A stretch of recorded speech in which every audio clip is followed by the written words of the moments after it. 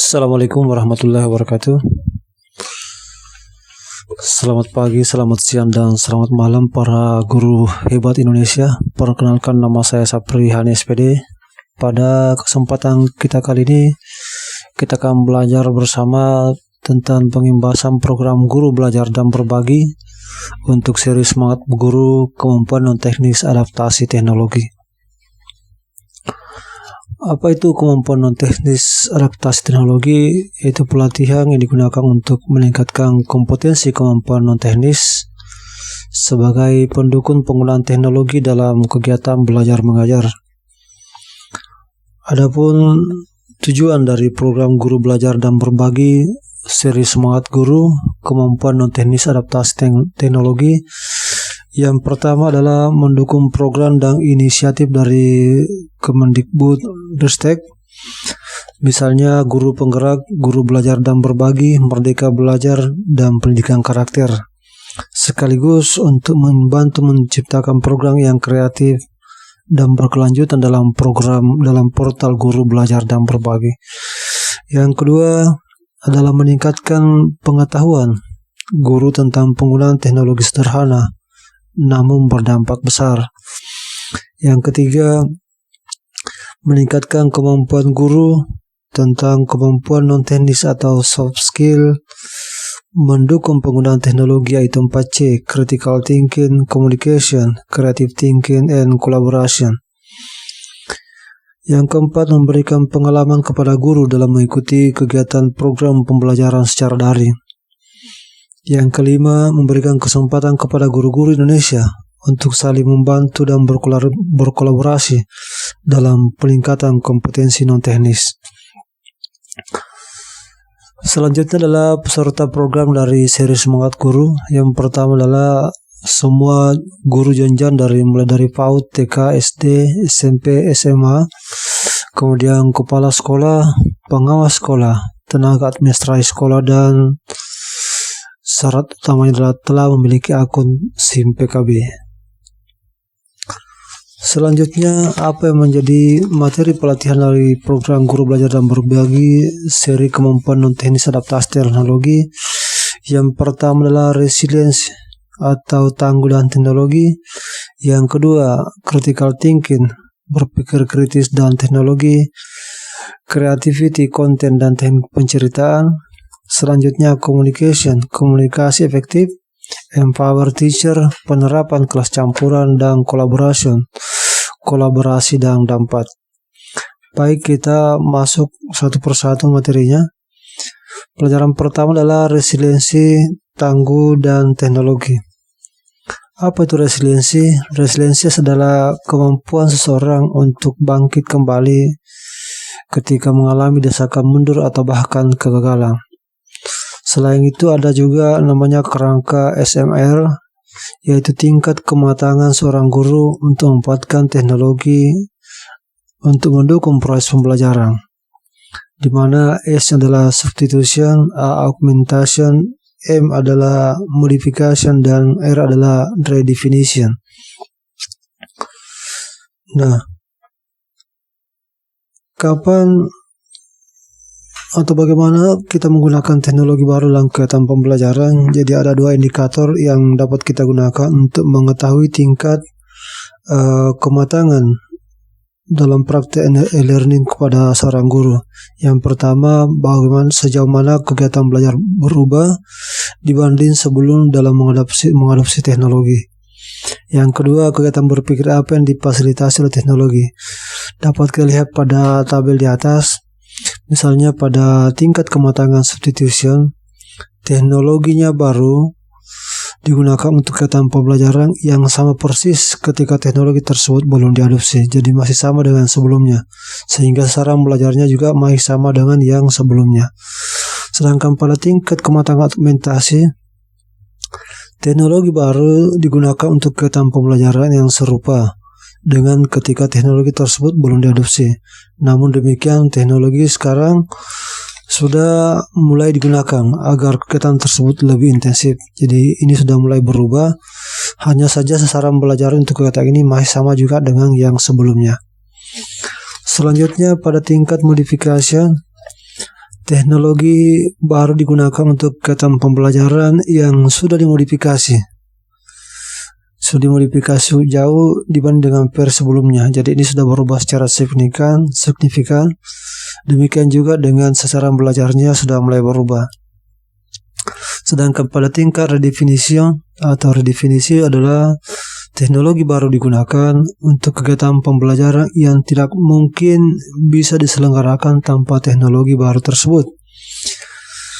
Artinya kegiatan belajarnya sudah berubah total. Demikian juga dengan sasaran belajarnya, di mana sudah berubah.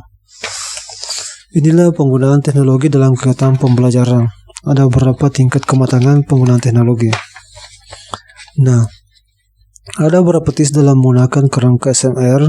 Yang pertama, SMR ini dapat digunakan untuk keperluan tingkat kematangan praktik e-learning. Dan yang kedua adalah menjadi target tingkat kematangan praktik e-learning pada kegiatan pembelajaran kita masing-masing. Selanjutnya, pembelajaran yang kedua, yaitu critical thinking atau berpikir kritis dan teknologi.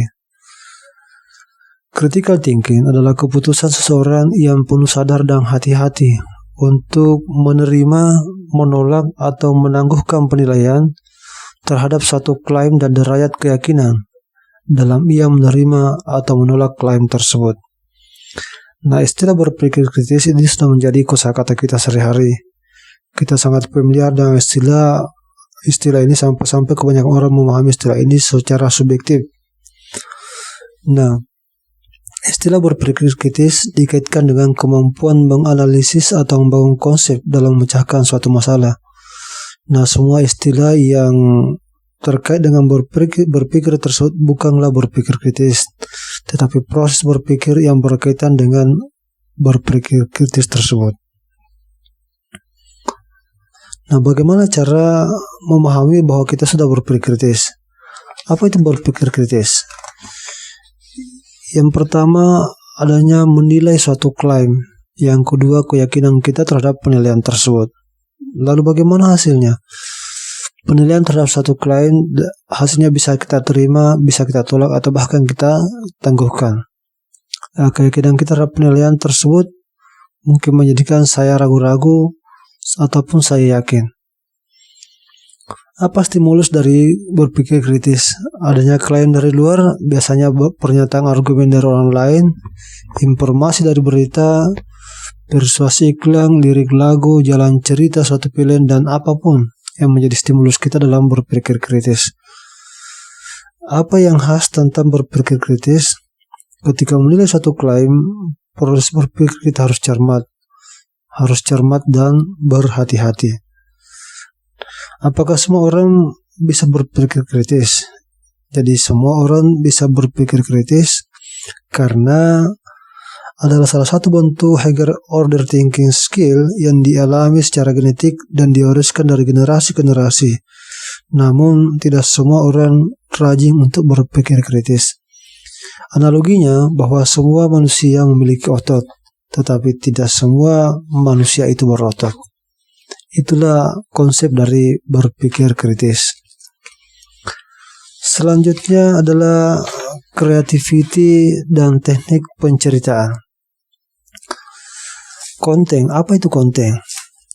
Konten adalah segala bentuk komunikasi, terutama audiovisual, yang berisi sebuah informasi, hiburan atau ajakan, di mana tahapan dalam membuat satu konten dibagi atas 3. Yang pertama adalah membuat rencana, mengeksekusi, dan memasarkannya. Yang pertama adalah membuat rencana. Dalam membuat rencana, kita harus mengerti betul apa masalahnya. Yang kedua, mengerti persis apa solusi yang paling tepatnya. Yang ketiga, mengerti persis siapa yang diajak orang atau siapa pemirsanya. Langkah yang kedua adalah mengeksekusi. Yang pertama adalah impact, communication, dan persuasion. Impact adalah membuat konten itu apa menarik atau tidak. Kemudian communication adalah konten itu jelas jelas atau tidak. Kemudian yang persuasi adalah membuat orang peduli atau tidak terhadap konten yang kita buat. Selanjutnya adalah memasarkan. Memasarkan berarti menyampaikan dengan pengantar yang tepat. Kemudian yang kedua menyampaikan di waktu yang tepat. Kemudian yang ketiga adalah bagaimana mengajak supaya orang lebih banyak atau banyak orang yang akan melihat konten kita. Itulah materi untuk konten dan teknik penceritaan. Selanjutnya pelajaran kita yang keempat adalah communication, komunikasi efektif. Komunikasi efektif adalah proses pertukaran ide, pemikiran, pengetahuan, dan informasi. Dikatakan komunikasi efektif jika terjalin dengan dua arah. Nah, komunikasi efektif mencakup keterampilan komunikasi verbal dan non-verbal. Misalnya mendengarkan dengan penuh perhatian, kemampuan untuk memahami dan mengendalikan emosi, serta mengelola stres. Keterampilan ini perlu dikembangkan dan terus diasah. Nah, pada dasarnya komunikasi secara langsung maupun virtual mempunyai beberapa kegiatan.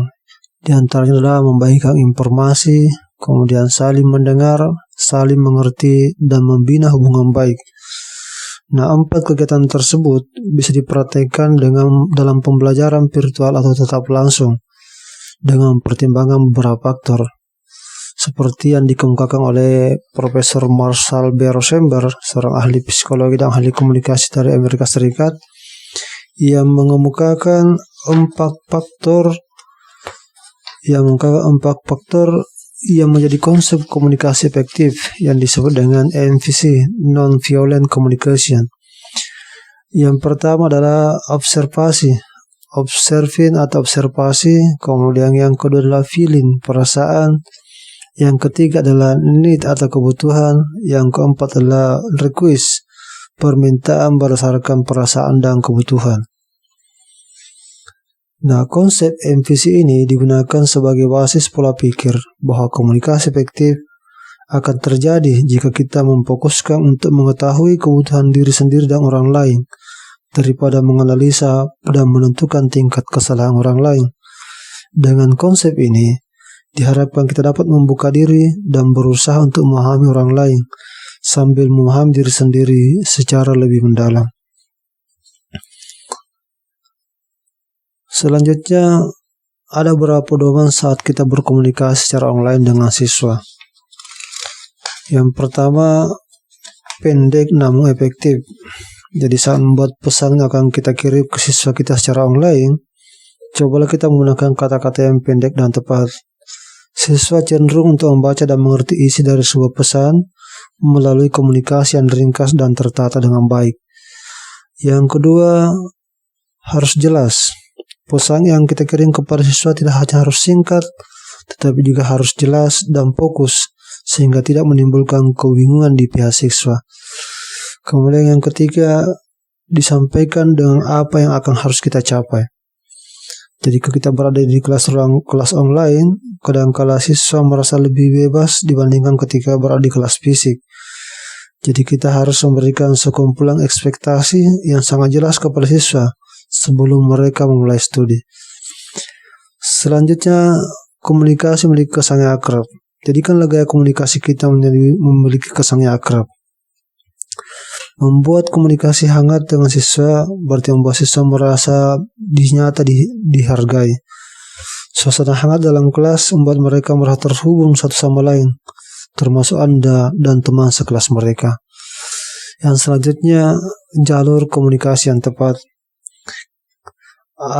Kita akan selalu ingin memberi siswa kesempatan untuk mengajukan pertanyaan tambahan jika mereka tidak memahami pesan kita. Jelaskan jalur komunikasi yang dapat digunakan untuk bertanya, misalnya mungkin melalui SMS, chat atau WA, ataupun melalui pesan singkat dan email. Inilah pedoman yang dapat kita lakukan untuk berkomunikasi secara online dengan siswa kita. Selanjutnya, pelajaran kelima, Empower Teacher, penerapan kelas campuran. Mengapa pembelajaran kelas campuran sangat dibutuhkan terutama pada saat masa pandemi? Itu karena ada beberapa faktor. Yang pertama adalah orientasi kebutuhan siswa, yang kedua adalah fleksibilitas, dan yang ketiga adalah orientasi abad ke-21.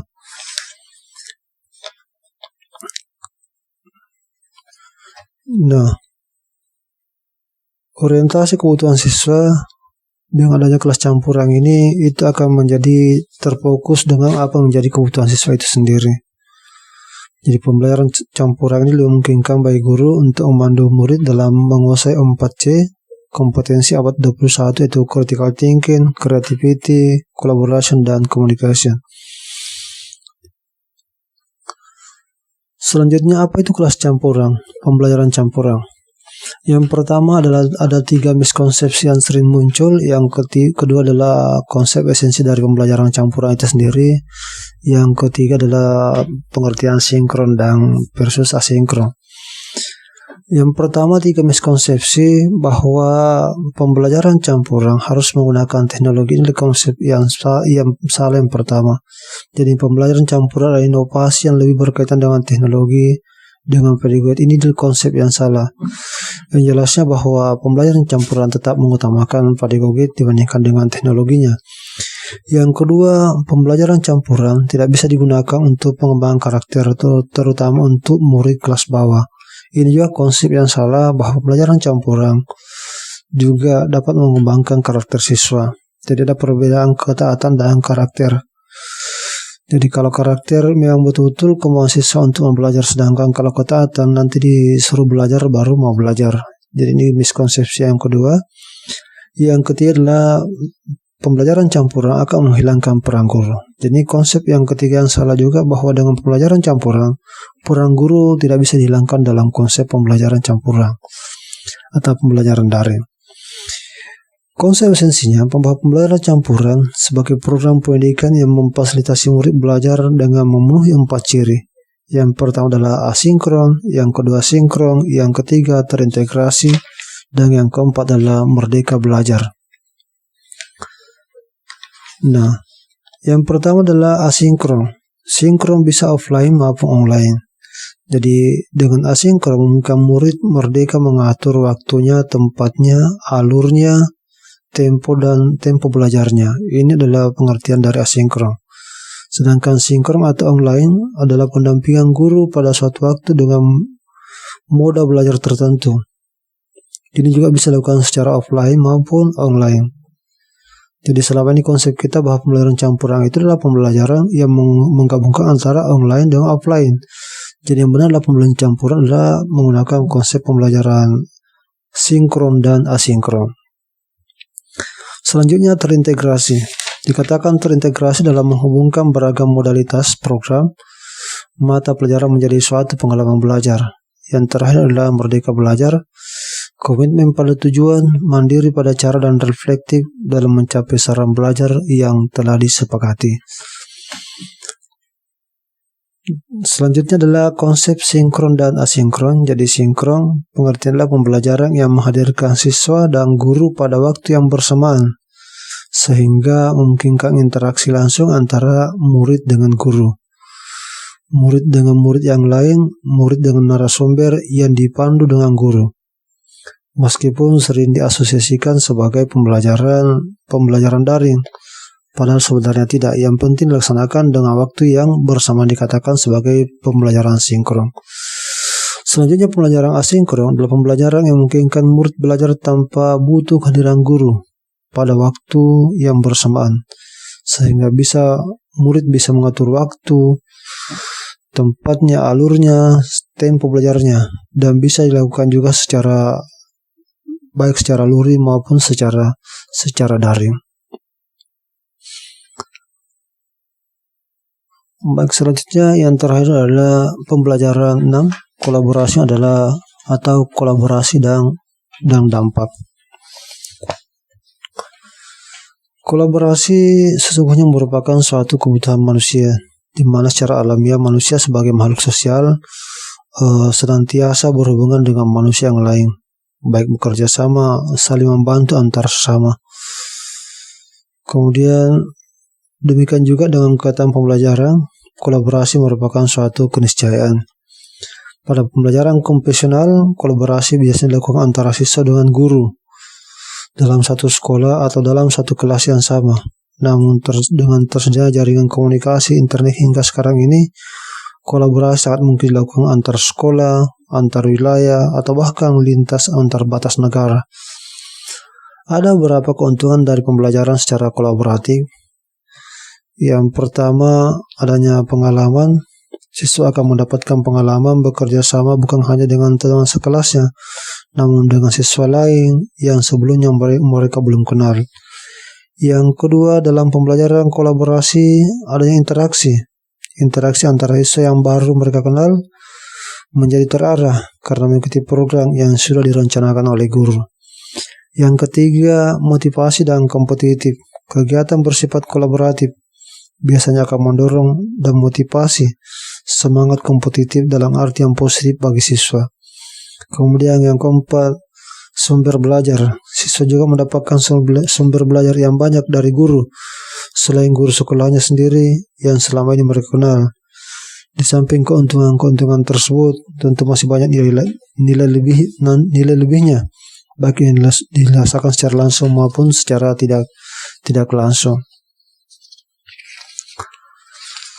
Sebenarnya kolaborasi merupakan suatu kata serapan dari bahasa Inggris yang artinya adalah collaboration, yang artinya kerjasama.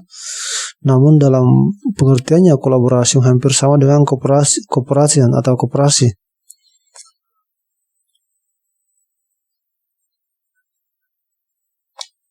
Jadi menurut para ahli ada sedikit perbedaan makna antara collaboration dan cooperation. Seperti dilansir dalam portal UNESCO, bahwa perbedaan kolaborasi merupakan suatu hubungan antara siswa yang menumbuhkan sikap saling ketergantungan secara positif, menunjukkan sikap tanggung jawab setiap individu, serta keterampilan komunikasi interpersonal.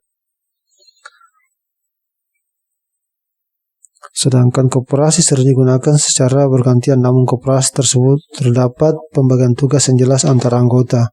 Sedangkan kolaborasi, seluruh anggota tim lebur menyelesaikan pekerjaan secara bersama. Keterampilan kolaborasi merupakan salah satu dari keterampilan 4C abad ke-21, yaitu critical thinking, communication, creativity, dan collaboration. Collaboration diklasifikasi dalam 3 ranah. Yang pertama, kolaborasi sebagai kompetensi. Yang kedua, kolaborasi sebagai aksi implementasi. Yang ketiga, kolaborasi sebagai model pembelajaran. Nah,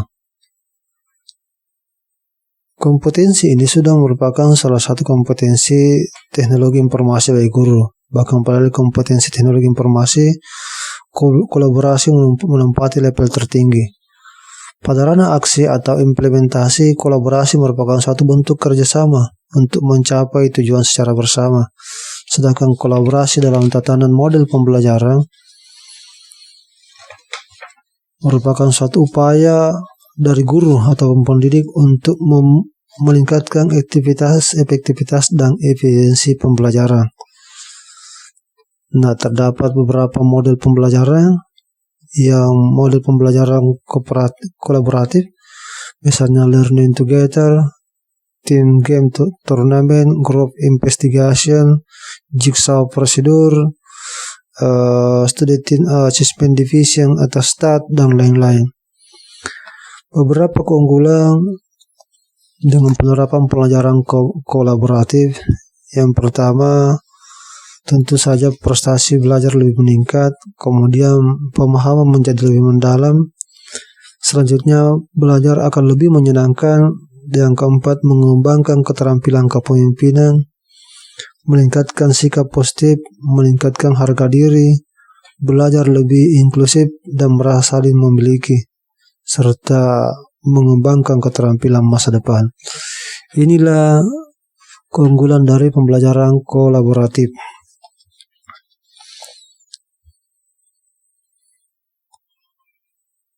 Sekira inilah yang dapat sampaikan pada pertemuan kali ini. Lebih dan kurangnya mohon dimaafkan. Saya ucapkan sekian dan terima kasih. Jangan lupa like, komen, dan subscribe. Mudah-mudahan video ini bermanfaat. Sampai jumpa pada video-video berikutnya. Assalamualaikum warahmatullahi wabarakatuh.